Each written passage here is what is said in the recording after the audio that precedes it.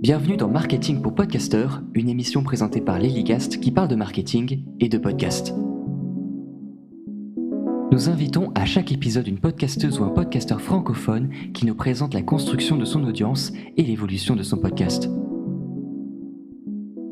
Vous pouvez retrouver nos émissions sur le blog de LilyCast qui vous propose de découvrir la production de podcasts et l'importance de la stratégie marketing. Eh bien, bonjour à tous et à toutes, bienvenue dans un nouvel épisode de Marketing pour Podcasteurs, l'émission qui parle de marketing et bien sûr de podcast. Notre invité aujourd'hui, c'est Guillaume Vendée, Head of Social Media au sein d'une institution financière et bien évidemment podcasteur, car il anime depuis 2011 son podcast Tech Café, qui a été présenté dans le Best of annuel d'iTunes en 2014 et podcast qui est régulièrement promu dans les 10 meilleurs podcasts technologiques français indépendants. Salut Guillaume. Salut, merci beaucoup pour l'invitation. Ça fait très plaisir de pouvoir parler podcast avec toi. Eh bien, c'est génial. Et pour commencer, je te laisse te présenter et nous dire un peu ce qu'est Tech Café, ton podcast, ton bébé. Ouais, bien sûr. Écoute, pour me présenter, c'est simple. J'aime à me présenter comme étant un podcasteur technophile enthousiaste parce que c'est un peu deux composantes, je pense, de ma personnalité. C'est que j'aime tout ce qui est lié à la technologie. Et puis, je suis relativement enthousiaste. Alors, enthousiaste de manière générale, évidemment, sur les nouveautés sur le plan technologique, même si on est un petit peu critique. On va peut-être en parler dans Tech Café. On sait aussi avoir un regard critique. Mais bon, je dirais aussi que je suis un petit peu enthousiaste de tout, de manière générale. Je fais partie de ces gens qui, quand ils vont au cinéma, ils ont toujours aimé le film qu'ils sont allés voir. Donc voilà, je pense que ça me définit bien. Et donc Tech Café, c'est un podcast qui effectivement résume chaque semaine l'actu tech. Mon ambition, c'est de faire en sorte que quand on écoute le podcast qui dure 1 heure, on puisse avoir alors deux choses. D'une part, qu'on soit sûr d'avoir les grands enjeux de l'actualité tech du moment qui soient résumés et sur lesquels on apporte un petit peu de pédagogie, mais aussi avoir un regard critique et notamment un regard critique sur les enjeux sur la société. Tu vois, un des éléments, par exemple, qu'on relaie beaucoup dans Tech Café ces derniers temps, c'est l'actualité autour des crypto-monnaies, du Bitcoin. Et on se positionne beaucoup en soulignant les enjeux écologiques qui nous semblent assez catastrophiques sur le Bitcoin en tant que tel. Pas sur toutes les crypto-monnaies, mais en particulier sur cette crypto-monnaie qui est très médiatique, le Bitcoin. Donc voilà, on essaye de donner une actu tech qui soit complète, qui soit sérieuse, dans un ton relativement léger malgré tout, ça reste un podcast, et sur lequel on essaye d'avoir un regard critique pour qu'on puisse se faire sa propre opinion de manière éclairée. Ça fait quand même quelques temps que tu as lancé ton émission. J'imagine qu'il y a plein de sujets qui ont été traités. Comment au final t'es venue l'idée de Tech Café? Et est-ce que d'ailleurs la tech, c'est un sujet qui est beaucoup traité dans le monde du podcast? Ouais, c'est un sujet qui me semble être assez de prédilection de manière générale dans les podcasts. Bah, au point peut-être que maintenant c'est un peu plus compliqué de lancer un podcast en 2021 sur la tech, même si c'est pas infaisable, mais en tout cas de traiter la tech sous un angle généraliste, c'est peut-être un petit peu plus compliqué maintenant parce qu'on est plusieurs à le faire. Mais il y a de la place encore pour tout le monde. Ça fait effectivement une dizaine d'années maintenant que le podcast existe. Ça va faire 10 ans cette année. Et au départ, on voulait faire un podcast uniquement sur les tablettes tactiles parce que j'étais un auditeur assidu de Le Rendez-vous Tech, qui est un podcast, le podcast, je dirais, numéro 1 indépendant sur la tech en francophonie de Patrick Béja, que beaucoup connaissent probablement. Et ça m'a beaucoup inspiré à l'époque, ce podcast-là qu'il faisait, et un podcast d'ailleurs sur les jeux de rôle massivement multijoueurs, en tout cas sur World of Warcraft. Donc moi, j'ai eu envie de lancer mon propre podcast. J'aimais beaucoup la tech, et à l'époque, c'était l'arrivée des iPads. Donc on se disait, waouh, ça va changer l'informatique, ça va changer la manière dont on consomme l'informatique au quotidien. Alors, ce qui a été en partie vrai, c'est encore aujourd'hui, on envoie des tablettes, les smartphones ont pris une grande place, sont de plus en plus grands, on voit des tablettes dans les voitures, donc bon, c'est en partie vrai, mais on s'est vite rendu compte malgré tout que c'était relativement limité comme sujet de prédilection. Ça pouvait être intéressant d'en parler, mais on avait aussi beaucoup d'autres choses à dire. Et donc, on a changé. À l'époque, ça s'appelait Tablette Café, on l'a renommé en Tech Café. Et voilà 10 ans maintenant qu'on anime chaque semaine l'actu tech et où on aime parler de ces sujets-là auprès des personnes qui nous suivent. Au niveau de ton audience, qui est-ce qui t'écoute aujourd'hui? Quel public tu as pour Tech Café? Alors, il y a deux profils. Il y a principalement les gens qui veulent une actualité tech un petit peu généraliste, où ils veulent un petit peu suivre les tendances. Et il y a ceux qui justement sont très intéressés pour avoir des sujets un petit peu plus d'expertise. Tu vois, par exemple, si je devais me comparer au Rendez-vous Tech, le Rendez-vous Tech, c'est un podcast qui peut aller en profondeur sur des sujets, mais qui reste très accessible pour le grand public. C'est-à-dire que qui nous écoute aujourd'hui souhaite s'intéresser à la tech et n'a aucun bagage, aucune formation, va pouvoir écouter le Rendez-vous Tech et avoir une vraie pédagogie. Tech Café, ça va aller peut-être un peu plus en profondeur. On va être capable de t'expliquer pourquoi est-ce que les processeurs, les derniers processeurs M1 là, de Apple changent la donne, comment est-ce qu'ils fonctionnent. On va essayer de t'expliquer comment les composants interagissent entre eux. On va essayer encore une fois de parler de manière un petit peu cryptique, un petit peu critique des crypto-monnaies. On va parler aussi d'intelligence artificielle, mais pas simplement en parlant sous un angle innovation grand public, mais aussi en soulignant les problèmes que ça peut soulever. Donc je dirais que ça s'adresse aussi aux personnes qui souhaitent avoir un regard tech qui soit de l'ordre du parti pris, qui puisse en tout cas en ressortir une opinion. Donc, je pense que c'est les personnes qui s'intéressent profondément à la tech et qui veulent suivre tout ce qui se passe de manière approfondie. Et est-ce que tu penses que ça va rester des passionnés qui vont écouter Tech Café dans 3-4 mois, 1 an, 2 ans? Alors, je pense que c'est moins le cas qu'il y a encore, je dirais, 1 an et demi, 2 ans, parce qu'on a essayé de compléter le podcast avec des émissions qui parlent des usages.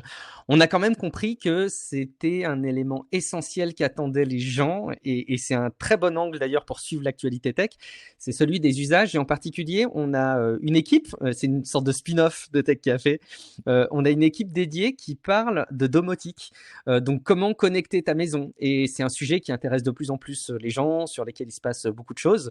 Donc demain, tu rentres dans un nouveau logement, ou même tu veux faire évoluer ton logement actuel, tu veux que tes lumières s'allument un peu automatiquement, qu'il y ait des couleurs qui soient sympas en fonction de certaines conditions, tu veux pouvoir gérer ton chauffage à distance, programmer des choses, etc. Donc ça, c'est vraiment des enjeux de domotique, et par exemple, ça fait partie des sujets qu'on aborde dans Tech Café, et en particulier dans les épisodes complémentaires qu'on dit hors série, Tech Café domotique.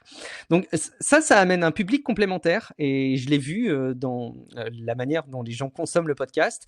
C'est des gens qui sont justement un petit peu moins en attente d'une analyse critique de l'actualité sur des grands enjeux politiques et sociétaux, mais c'est aussi des gens qui simplement veulent commencer à évoluer dans leurs usages dans la tech au quotidien. Et donc, je pense que ça amène un public complémentaire qui, du coup, suit un petit peu ce qui se passe sur les grands enjeux dont je parlais tout à l'heure. Donc ça a commencé à évoluer déjà. Comment est-ce que tu fais au quotidien pour alimenter le lien entre ton émission Tech Café et ton public? Alors ça, c'est un vrai sujet sur lequel j'ai encore énormément de travail à faire. Ça passe beaucoup, comme on est sur les réseaux sociaux et comme les podcasts, ça reste un sujet qui touche aussi facilement les personnes qui sont très connectées. Les réseaux sociaux sont très, très, très précieux. Je pense que tout simplement être présent régulièrement sur les réseaux sociaux, que ce soit pour parler de Tech Café, mais aussi avoir une présence en tant qu'individu, c'est hyper important. Tu as déjà fait participer des personnes dans le podcast qui expliquaient à quel point il faut vivre podcast, quoi. Il faut l'incarner, et il faut se lever podcast, se coucher podcast. Alors, je sais pas si j'irai jusque là, d'autant plus que c'est pas ma seule activité professionnelle, mais c'est vrai qu'il faut savoir l'incarner en prenant la parole assez régulièrement. Et en mettant en avant tout simplement le fait que, tiens, si vous voulez suivre ce qui se passe dans le monde de la tech, on parle d'intelligence artificielle, venez écouter le podcast. Toujours avec un angle très, très pédagogique. Tu vois, je me suis forcé, à chaque fois que je mettais en avant un nouvel épisode, de dire allez sur techcafé.fr, parce qu'on peut écouter le podcast sur le site internet techcafé.fr sans app.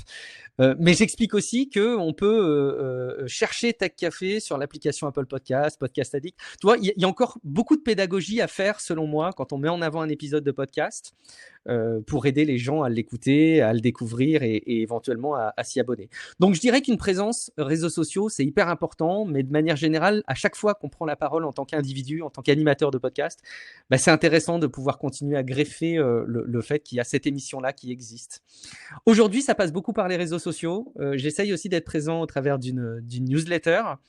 Mais vraiment, le fait de faire connaître un podcast, c'est un vrai enjeu qui passe aussi d'ailleurs beaucoup par la participation à d'autres podcasts. Donc c'est aussi pour ça que je profite de la possibilité que j'ai de participer de temps en temps au rendez-vous tech dont je parlais tout à l'heure de Patrick Béja, qui aide à faire connaître Tech Café. Donc deux choses, je dirais, présence réseaux sociaux et puis la participation à d'autres podcasts. Tu parlais de ton activité pro, comme tu le disais, tu travailles en stratégie digitale et donc beaucoup, j'imagine, avec les canaux marketing, les réseaux sociaux que tu viens de citer. Comment est-ce que ça va venir t'aider de manière concrète dans la réalisation de ta promo pour Tech Café? Alors dans la réalisation de la promo en tant que telle, je dirais vraiment pas que ça a un impact parce que, à part mes collègues, pendant plusieurs années, je me suis un petit peu interdit de parler de mon activité que je considérais de plus personnelle dans mon activité que je considérais vraiment uniquement professionnelle. Et je commence à ouvrir les ponts entre les deux et c'est assez fréquemment que auprès de mes collègues, je mets en avant mon podcast. Donc tu vois, ça devient une forme de gag récurrent, mais c'est quand même une présence que je fais régulièrement. Mes managers savent que je fais du podcast. J'ai plusieurs collègues qui sont au courant, qui me suivent. Donc il y a ce petit pont-là, mais ça reste quand même à l'échelle de quelques individus que je croise au quotidien. Donc il n'y a pas forcément de lien évident dans la promo. Là où ça m'aide beaucoup, c'est à prendre du recul sur le fond des sujets qu'on aborde dans le podcast. Parce que c'est très facile de se dire, tiens, je me lance dans un podcast indépendant, je suis derrière mon bureau, et puis je suis l'actualité, et puis j'ai ma propre opinion. Tu vois, c'est un peu facile, tu es un peu protégé, tu es dans ta bulle. Et ce que je trouve très cool dans la double situation que j'ai, c'est que tu peux mettre en perspective des choses qui te paraissent évidentes ou simplistes ou que tu critiquerais facilement de la part de grandes entreprises. Finalement, quand tu bosses dans une grande entreprise en plus, tu sais qu'il y a d'autres réalités qui rentrent en ligne de compte et que ce qui paraît simple de l'extérieur est pas toujours simple de l'intérieur et donc ça permet de mettre en perspective ces éléments. Et d'ailleurs, inversement, quand tu es dans une grande boîte qui a des rouages qui sont parfois pas évidents vu de l'extérieur à comprendre et à suivre, de s'inspirer de ce qui se passe dans le monde du podcast, qui est un monde dans lequel on est dicté par les indépendants, la liberté et l'innovation, ça peut être inspirant pour un boulot un peu plus classique, quoi. Donc je dirais que les ponts, ils se font plus sur le fond que sur la promotion. Guillaume, je sais que tu produis aussi dans le cadre de Tech Café des épisodes dits hors série. Je pense notamment à Tech Café Domotique. Est-ce que tu vas venir publier aussi, partager du contenu sur l'actualité de ces épisodes?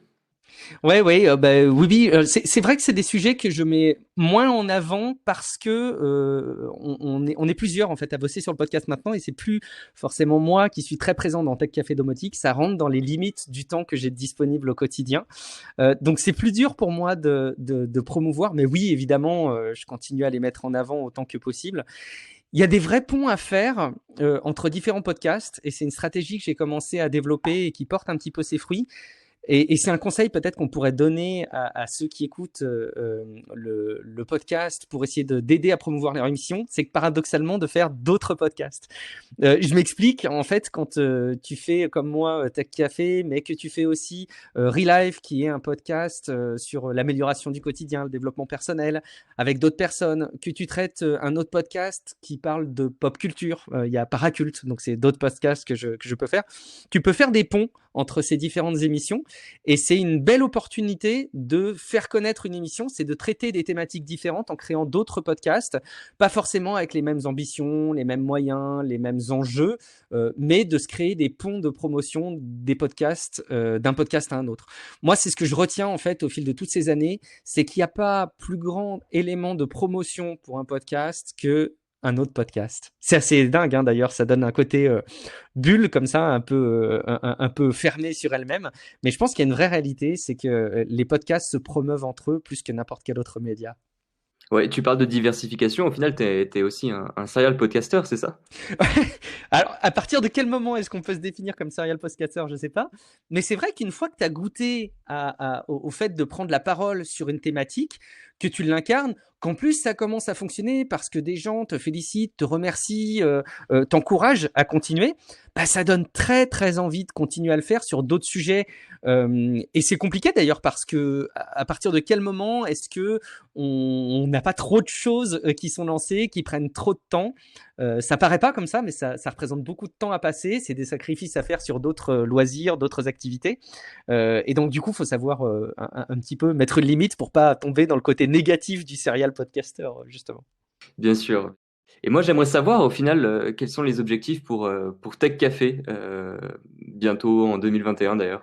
Alors, j'ai franchi des barres symboliques, de nombre d'écoutes, annuelles, que j'aimerais, faire augmenter. En gros, maintenant, j'aimerais avoir comme situation cible, que chacun des épisodes arrive à atteindre, les 10 000 écoutes à chaque fois, chaque semaine. Ce qui est pas encore le cas et je vois les choses qui grandissent, mais c'est pas des croissances qui sont exponentielles, qui sont massives et il y a pas de grosse marge d'escalier qui se manifeste dans la progression de l'audience. Donc moi aujourd'hui, ce que j'aimerais, c'est effectivement arriver à franchir cet objectif chiffré. Et puis derrière, ce que j'aimerais énormément, c'est pouvoir réactiver des campagnes médias. Alors c'est vrai que j'ai développé la partie publicitaire dans Tech Café l'an dernier en me rattachant à la régie média Nouvelles Écoutes qui anime, qui gère plein de podcasts. Donc on a eu quelques annonceurs. Il s'avère que j'ai eu des campagnes médias qui ont été bloquées par la crise sanitaire, comme quoi ça touche même les podcasteurs, cette histoire. Et j'aimerais énormément continuer à développer des nouvelles campagnes, tout simplement pour arriver à faire croître les revenus sur le podcast, quoi, sur cette activité-là. Génial. Merci beaucoup, Guillaume. Je suis ravi qu'on ait pu parler d'insights aussi intéressantes et je serais ravi de voir ce que tu fais à la suite pour tes diverses émissions. En tout cas, merci d'être venu. Merci beaucoup à toi de l'invitation. Merci de l'intérêt que tu portes aux petites créations comme ça qu'on peut faire aux podcasteurs. C'est cool. Et puis, je suis sûr que nos auditeurs seront ravis de découvrir aussi Tech Café.